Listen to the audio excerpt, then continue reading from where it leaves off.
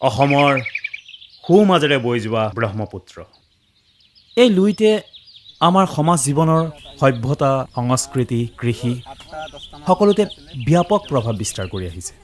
কিন্তু এই ব্ৰহ্মপুত্ৰই যেন কেতিয়াবা উগ্ৰমূৰ্তি ধৰি আমাক সকলোকে নিঃশেষ কৰি দিব খোজে। সেয়েহে কবিয়ে ক্ষোভেৰে বুঢ়া লুইতৰ জৰিয়তে কি ক'ব বিচাৰিছে আমি এবাৰ চাওঁ আহকচোন। হে বুঢ়া লুইত, তুমি কিয় হলা নিষ্ঠুৰ? বহু লক্ষ্য জনতাক কিয় কৰিলা মুখী মূৰ? কিয় লোৱা তুমি ৰণচণ্ডী ৰূপ? কিয় হোৱা বাৰিষাত তুমি অসুৰ স্বৰূপ?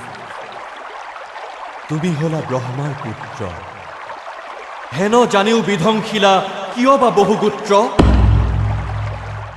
শত সহস্ৰ প্ৰতাপী ব্যক্তিকো তুমি কৰিলা ভিক্ষাৰী।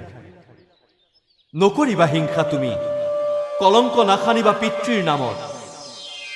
কিয় কৰিলা তুমি সেই সহজ সৰল কৃষক শ্ৰমিকক ঘীন, যাক তুমি কৰিলা সৰ্বহাৰা আৰু ভূমিহীন?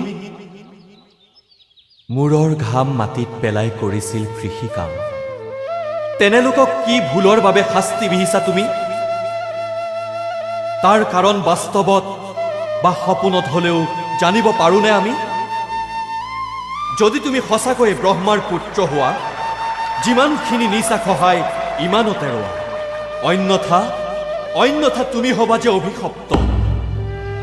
যদি আমাৰ হৈছে কিবা গুৰুতৰ অপৰাধ, হোমেই আমি প্ৰায়শ্চিত্ত, এই কথা নিৰ্ঘাত। তথাপিও আৰু শাস্তি নিদিবা তুমি। যেনেকৈয়ে তুমি সন্তোষ পোৱা তাকেই যে কৰিম আমি। মানুহৰ উপকাৰৰ বাবেই যে তুমি হৈছা সৃজন, তেনেস্থলত তোমাৰ গৰ্ভত কিয় গ্ৰাস কৰা লক্ষ কোটিজন?